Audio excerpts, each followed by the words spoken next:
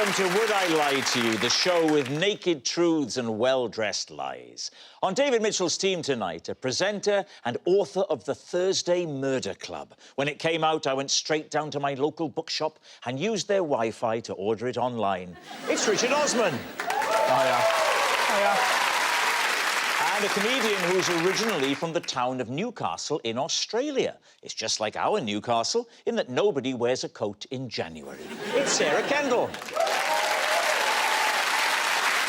And on Lee Mack's team tonight, one of Britain's favourite poets, whose new book is called Up in the Attic. I didn't understand it. It was a bit lofty for me. It's Pam Ayres. And an actor whose co-star once punched him in the face during filming. Rest assured, that kind of thing almost never happens here. From Ghosts, it's Kiell Smith-Bynoe. We begin with round one, Home Truths, where our panellists read out a statement from the card in front of them. Now, to make things harder, they've never seen the card before. They have no idea what they'll be faced with. It's up to the opposing team to sort the fact from the fiction. And Richard is first up tonight.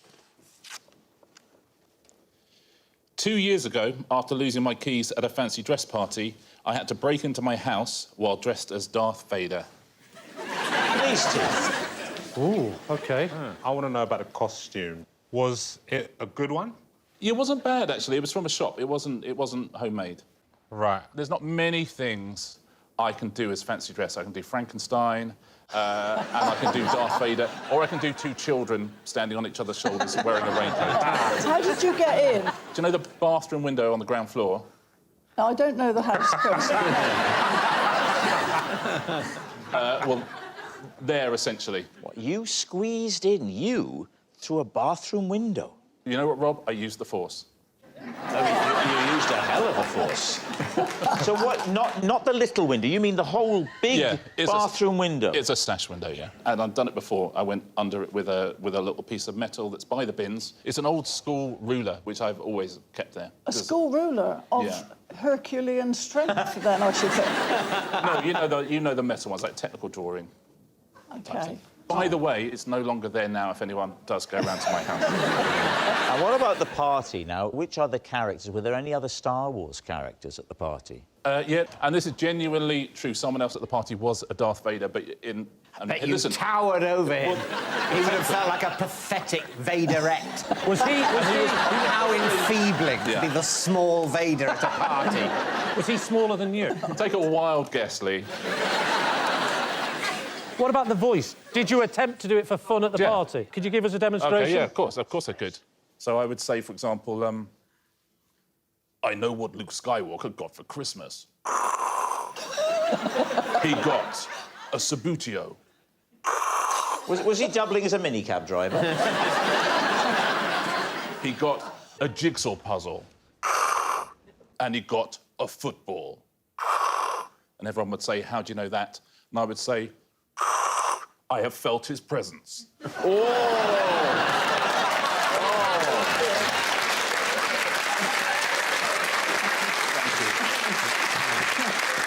What do you think, Pam? I have a sneaking feeling that it is true, actually. You know, being shut out of your house isn't that unusual, so I think it's true. I just don't think you've got a ruler by the bins. I mean, a man who puts a ruler by a bin puts a key under a brick first, doesn't he? You know what I mean? Not necessarily, because the key thing about the ruler by the bins is that it's knack needed. A key is no knack needed. Are you speaking English? No. Yes, yeah. People underestimate the protective power of a knack. If you need a knack to get in, then essentially the means of getting in can be available because the burglars won't have the knack. Yeah. Unless they steal it and then it's a knick-knack.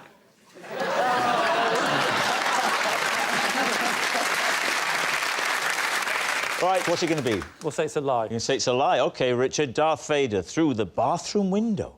Truth or lie? It was, sorry, Pam, a lie. It's a lie. Richard didn't break into his house while dressed as Darth Vader. And next up is Pam. Oh, OK. I once did a parachute jump just because I fancied the instructor. David's team. When was this? It was in the 70s. So how did you meet this instructor that you fancied? Oh, because a family member was a skydiver. And in the process of watching him skydive, I met the instructor and felt an immediate magnetic attraction. So this... I mean, I thought you were going to say I fell for him. I did, but I'm a poet, you know, so I like to embellish. Oh, that's true. I just like to go for little puns. Oh, I fell for him. Fell for him. Oh, see, I've got... Sorry, Lee, sorry. I'm not used to you see.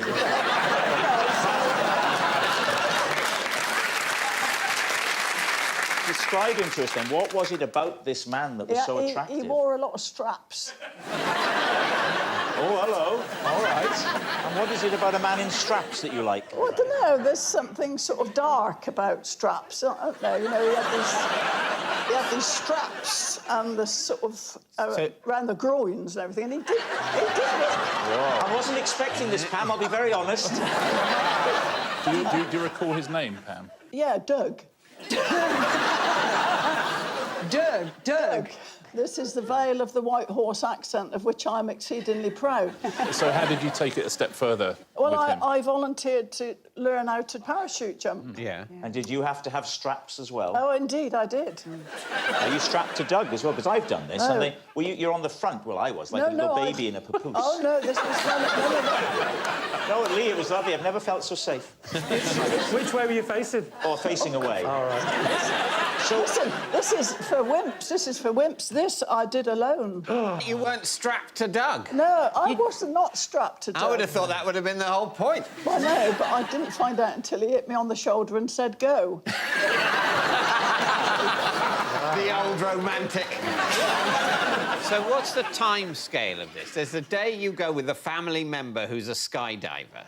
What was your plan that day? That you were just going to go up in the aeroplane that your family member was going to jump out of? I wasn't going to go up in the airplane. I was just going to go and watch. And then I noticed the instructor reclining in the hangar, looking steamy. Did you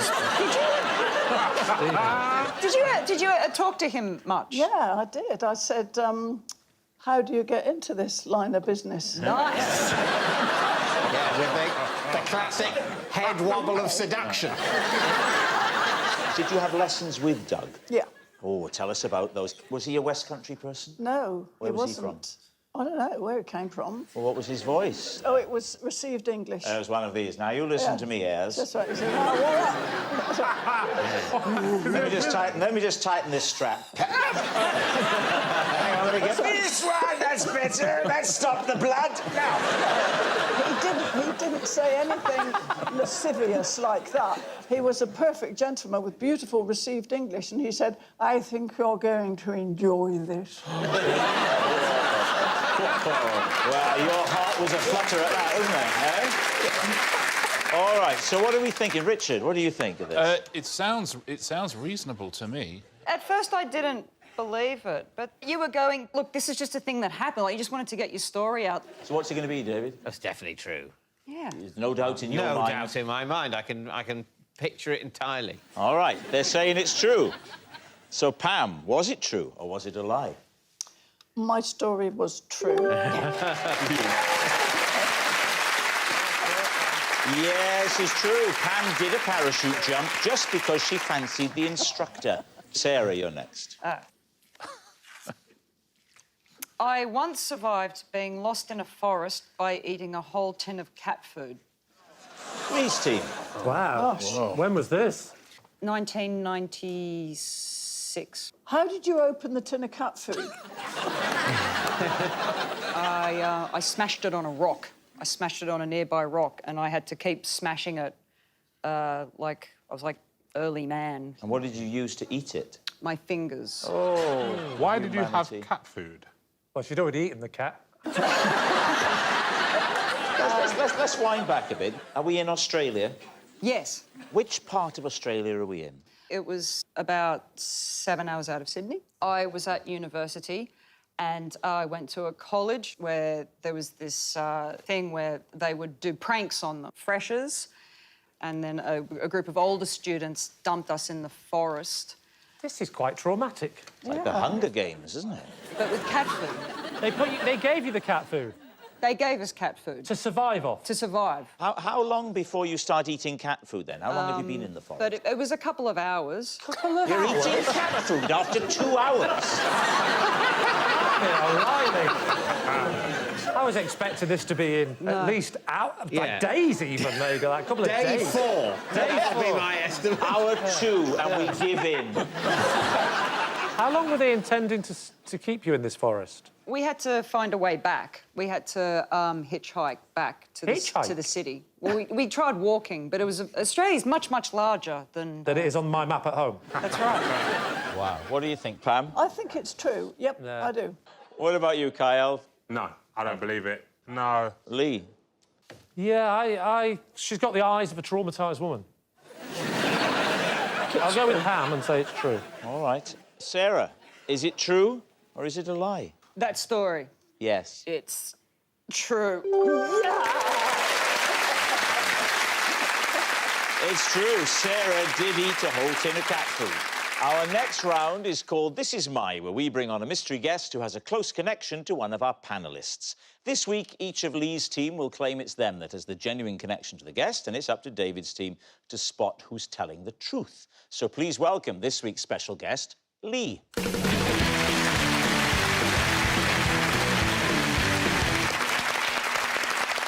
So, Pam, what is Lee to you?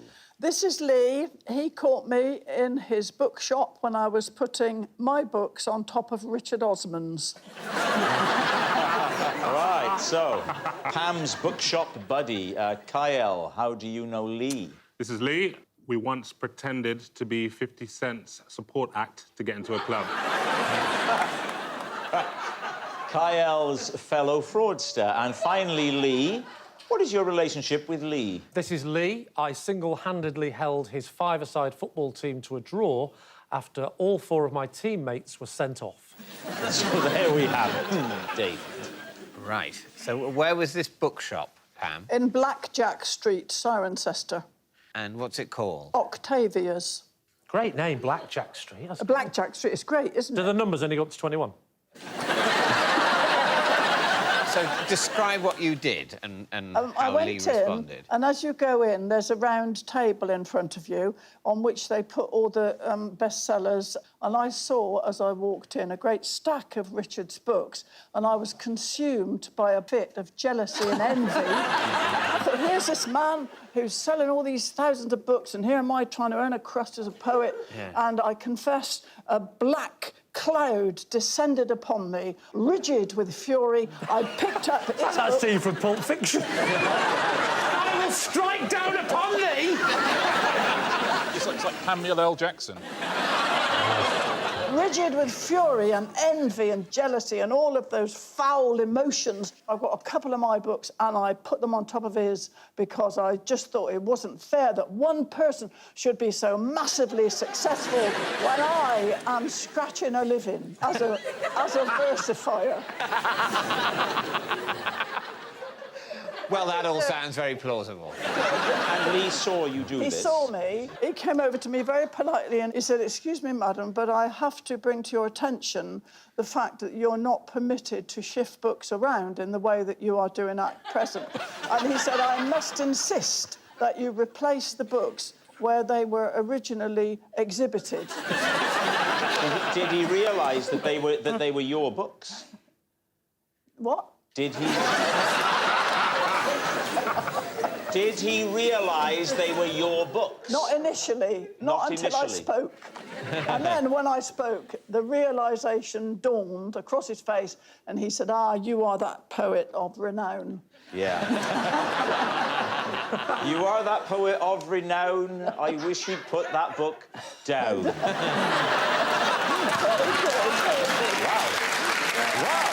Pam Ayres is applauding my rhyming. You're surprised because you were lamenting the scansion even as you said it. I was. So did he make you put them back? Yeah.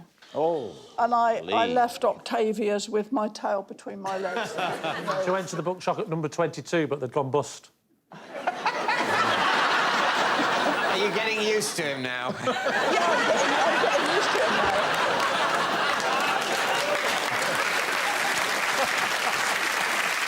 Who would you like to quiz next? OK, Kyle, tell us your story again, please. So we pretended to be 50 Cent's opening act to get into a club. OK, what was the club? It was, I don't remember the name of the club, but it was in the Arcadian in Birmingham. And that night, 50 Cent, who is... I mean, I'm not great with music, as you know. He's a rap star. Yeah, Is that 50. right? Yeah, yeah. He's what happened when Dollar split up, essentially. So he was playing in Birmingham that night, Yeah. and people will be thinking there'll be a lot of his team around, and so it was a plausible thing to say. So Lee was our manager. We were from New York, and he was telling them, like, listen, I've got these guys. They weren't going to come out tonight because they were going to be tired after the gig, but they've actually decided that they do want to come and shake a leg, and we've heard that this is the best club in Europe. We've heard that the best club in Europe is in Birmingham. Yeah. So did they ask you anything? So did you put on a New York accent? Well, Lee was doing the chatting and talking, and it was like, listen, I've got these guys, they've come from New York. Look, here we go. I will be the bouncer. you be Lee trying to get into my club. We let him do his thing, and then every now and then we'd be like, hey, yo, we getting in or what? And just, Sir, please. I'm just trying to get in with my friends, you know Sir, what I- please. Now, appreciate you've had a difficult night.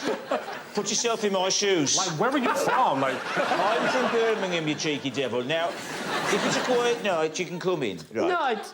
What? If it's a quiet night. Why have you got your granddad with you? What's he doing here? Tell us about your band. I mean, what sort of band? Love a bit of music, mate. yeah, we do, like, rap music or whatever. What part of New York are you from, sir? Brooklyn. I'll tell you what, it's breaking the rules. We're going to let you in. All right? I appreciate that. I'm with him. Can I come in? I'm sorry, sir. We have an over-70s night every Sunday. Can I come in? You can definitely come in because tonight is bondage night.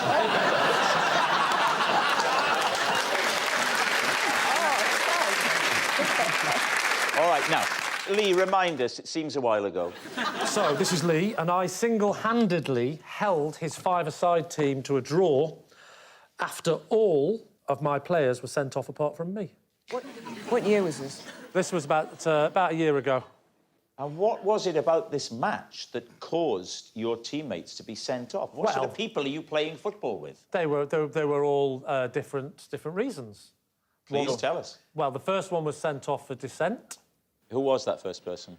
First person was Jeff. Jeff. What does Jeff do for a living? Jeff. How do you know him? He's a bin man. He's a bin man? Yeah. Is he your bin man? He's not my bin man, no. So how do you know him? He's one of the dads at the local school. Yeah. Then someone was sent off a few minutes after Jeff. Who was that? Ron. Ron? Ron. Oh, no. Why? Well, Ron went in with a two-footed tackle. A two-footed tackle? Yeah, and he has got one leg as well, which is really weird. But he did it twice. So... How do you know Ron? Postman. He's a postman, is he? No, he is. Is he your postman? Not my postman, Not no. your postman? No. So how do you know him if he's not your postman? Well, I just know him from the local school. He's one of the dads. Ah, OK. And who's the third thug? Why don't we say the next two were sent off together, shall we? The next one to be sent off was Rob. What does he do for a living? He's actually a butcher. A butcher? Yeah. Is he your butcher? No, he's not my butcher, no, I'm a vegan. So how do you know him, then? He's next door to the veg shop. And so you've naturally got to know the shopkeeper of the shop next door to where you buy all your Well, I go and buy my vegetables, and I always look in and I'll always give him a... That's cruel! Off I go. So we get to a point where Jeff, Ron and Rob have gone. It's just you and another person. Now, who's the other person that you're relying on? Adrian. Adrian. Yeah. Now, what does Adrian do? He's actually lost his job. Oh, no, but what did he do? He was a butcher, a postman and a bin man. Must be quite hard for him, then, to be around the other guys, the memories. Well, yeah, but, you know, they were bras. Sorry? Oh, memories, sorry. Yes. And what was he sent off, then? Well, he was sent off for time wasting.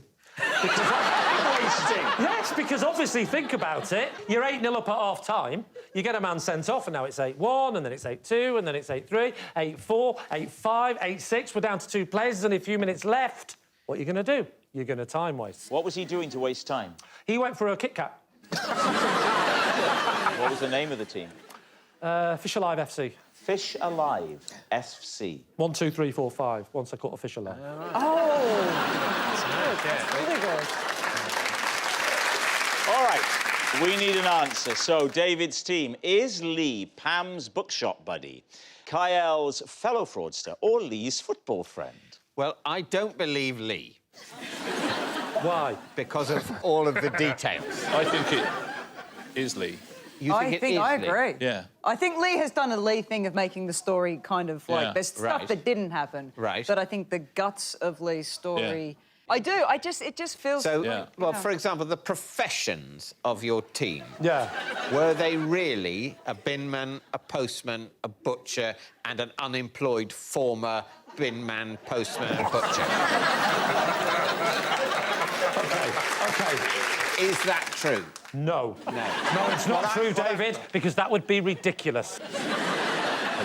I don't actually believe it was Lee. That was... You don't Don't you? believe Who do it? you Of believe? course not. Well, it could, I've no, but the lost point my is, it mind. could be Lee. David, Yeah? probably not Lee. Are you giving me a clue? I'm worried you're having a breakdown. Richard, what about Pam's story? People do it a lot. People put their books in front of other people's books. I absolutely get it. No way is Pam Ayres being disrespected in any bookshop in this country. I think you're right. And I thought that the Brooklyn accent was absolutely terrific. So did I. Yeah. Let me just say now, I might have given the impression that I was ruling out Lee. And while on many levels... mind games are you playing? on many... You say you want to help me, and then you do this. I still think it's Lee. You think I it's Lee? still think it's Yeah. Lee. I agree with Sarah. OK, David, you're the captain of that team. You're the leader of that team. What are you yeah. going to say? Kiell, every day of the week. Yes, I think it's probably Kiell. OK. Lee, would you please reveal your true identity? I'm Lee, and I helped Kyle get into a club. Yes, Lee is Kiell's fellow fraudster. Thank you very much, Lee. Which brings us to our final round, quickfire lies, and we start with... It's David. Possession. Right, now, there's a box under the desk, David. First of all, pop the item onto the desk. Once you've done that, would you please read the card? OK. This is my penguin. When I used him to play a prank, it got out of hand. Wow. So what's the story, David? What happened? Well, this is a penguin that must have come out of a cracker. And I put him in the garden, sort of hiding him, and took a picture in order to pretend that I had spotted a wren. To pretend to who? To my wife. That was my aim. And what did she say? She took it at face value. How old is your wife? Why were you pretending that you'd seen a bird in the garden? It was a rainy weekend day, and it was the day where people are invited to count garden birds. A big garden bird watch. Is that what it's called? Yes, That sounds like a indeed. very good name for it. Right. Yeah. You're a big fan of birds, aren't you, Pam? Does that look anything like a wren? It does not remotely resemble a wren, because a wren is a little brown bird, quite a boring little bird with a sticky-up tail, whereas that is a plastic penguin with a white bib and a key sticking out of its back. It was a poor photograph. It was a Was grainy... it deliberately poor? Yes. I didn't really expect to be believed. I don't think... Oh, good, because we don't believe you. I don't think my wife looked very carefully at the picture. Did she just glance quickly? Yeah. And then what was her reaction? Her reaction was that she sent it to the street WhatsApp group. Are you quite a prankster around the house? Not usually, but I have occasionally attempted to amuse. Well, never in my presence. What do you think, Kiell? I'm going to say true. You say true? Yeah. And what about you, Pam? Yeah, I think it's the sort of thing somebody would do for a laugh. And you think that Victoria Coren Mitchell, one of the most erudite, sharp brains around... Would marry him? Would marry him.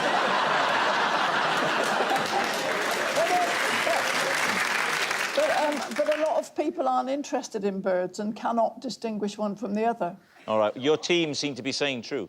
Well, if my team think it's true, then who am I to disagree with them? OK, they say it's true. David, was that true or was it a lie? It was, in fact, true. True. David really did prank his wife with a plastic penguin. Next, it's Kiell. A girl once dumped me after she heard me talking in my sleep about how much I fancied her best friend. David's team. Whoa. Right. You were talking about the best friend. Yes. What exactly did you say that was a problem? I said her name a lot. Which is not in itself a bad thing. No. What's the name? Rosemary, should I say that? I think you just did. And your then girlfriend was called Anna. Anna, so Yeah. no similarity at all. No. What did your girlfriend say you said? She said that I'd said, Rosemary, this is right. Oh, wow. You could have been doing a quiz together. Rosemary, I'm telling you, this is right. The longest river is the Nile. The Amazon is the river with the most water in it. So when you woke up in the morning, Yeah. what was the first indication that perhaps you were in trouble? There was a lot of slamming cupboards, and I could tell that she had the hump. And then I was like, what's going on? And she said, well, you're talking in your sleep about Rosemary again. And obviously I can't apologise because I didn't know I was doing it. Because you're a man. So I was just like, oh, well, it must have been because we hung out yesterday. And is there an attraction for Rosemary from you? Oh. Sorry? I think that noise is something politicians need to learn. Let me put it like this. Are you going to resign? So what are you thinking? I believe him. You believe him? I think I do. I think. How old is Rosemary? Same age as me at the time. I'm not. And now, Rosemary, I don't know, as a name is a particularly. Yeah. What do you call Rosemary? Rosie. Well, then I would have thought he would say Rosie. I was dreaming. I was asleep. People are very formal in their dreams, Real. aren't they? I think that trips it up. Oh, This is difficult. that's... I'm going to go lie. I'm going to go lie. Right. They're saying it's a lie. Kiell, truth or lie? It is a lie. It's a lie. Kiell didn't talk in his sleep. Oh, that noise signals time is up. It's the end of the show. I can reveal that it's a draw. Lee has 3 and David has 3. Thanks for watching. We'll see you next time. Good night.